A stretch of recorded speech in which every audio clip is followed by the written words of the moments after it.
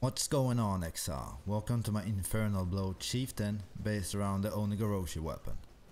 As you can see, the single target shaper damage is quite good, but it's mainly a really fun mapping character, as you will see in the other segments of this video.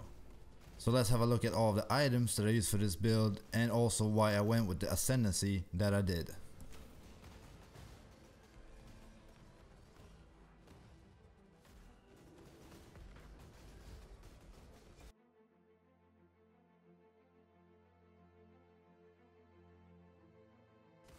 The unique items that I use for this build is mainly the Oni-Goroshi weapon. Everything else can more or less be replaced, but the weapon is the key for the entire build.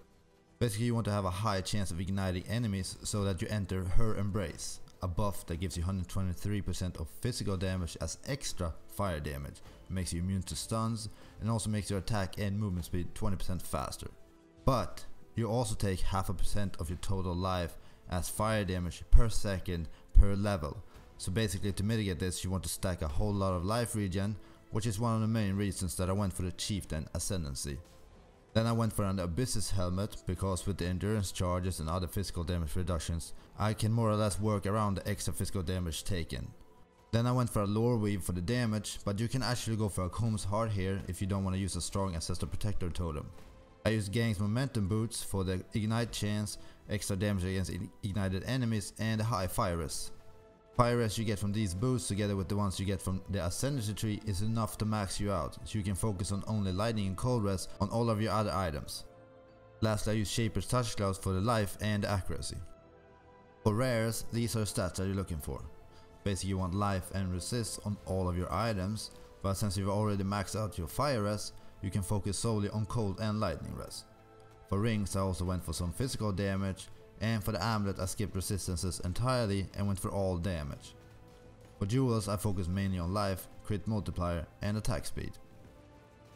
The flask I went for this build was an instant life flask with immune to bleeding, an At Serious Promise, a diamond flask with immune to curses, a lion's roar and a wise oak. And because of the wise oak I made sure that my fire rests were higher than other resistances.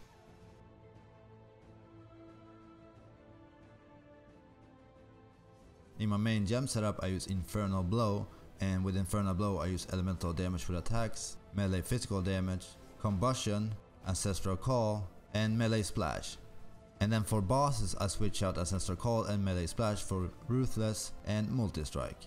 I also use a very strong ancestral protector combination, and with that I use maim, ruthless, combustion, melee physical damage and elemental damage for attacks.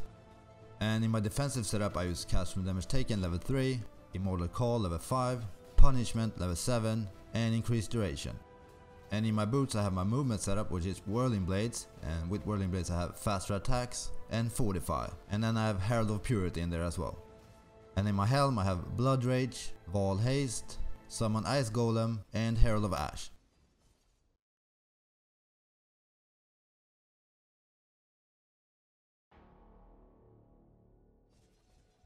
For skills, these are the progressions that I went with.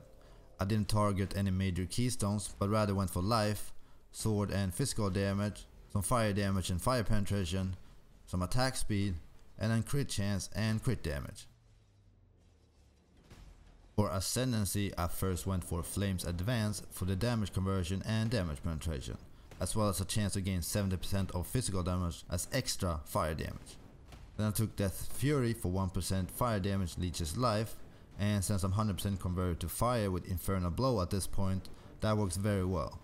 You also get more strength and a chance to cover bosses in ash, which means they take 20% more fire damage. And lastly I went for Forest Strength and Sun's Light for more life regeneration and fire resistance.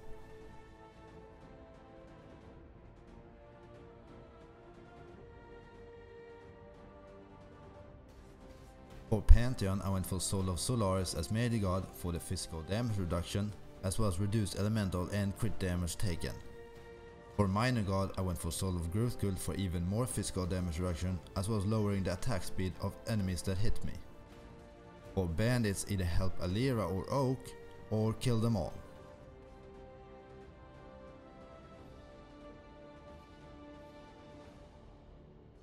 For leveling, definitely start using your Oni-Goroshi weapon from level 1 if you have it.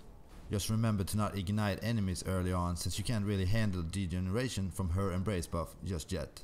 I leveled with Frostblaze from level 1 and did that until level 12, that's when I switched over to Infernal Blow. Other uniques I used while leveling were the Lectonial Caress Gloves, Wanderlust Boots, Darkness and Throne Belt, the Black Heart Rings, and the Isomite Peak Helmet.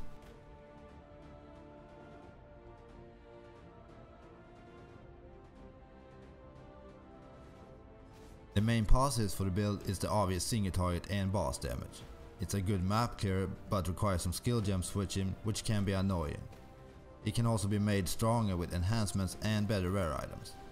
The main negatives of the build is the fact that no regeneration and elemental reflect map mods are definitely a no-go. It's not a very hardcore friendly build, and like I mentioned before, gem swapping can be quite annoying. So thanks for watching, Exile, and hopefully I'll catch you in that next video.